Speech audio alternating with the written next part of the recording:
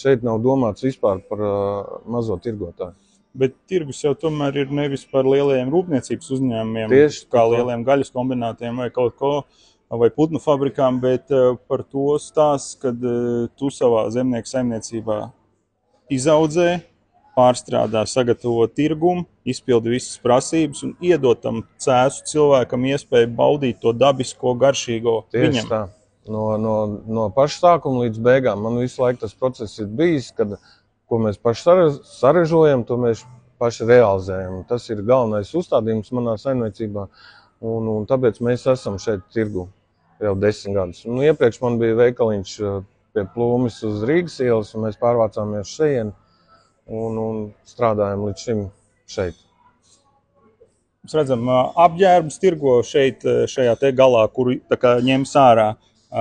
Jāni, tas nozīmē, ka viņi tiks pārlikti uz veco tirgu. Es pat īsti nevaru iedomāties, kurā vietā tad viņi tur varētu būt, jo tur jau labu telpu nav. Nē, tur vecais angārs, kas ir gaļas paviljons, tas, kas ir tuvāk ielai. Tuvāk ielai, jā. Jā, un uz to.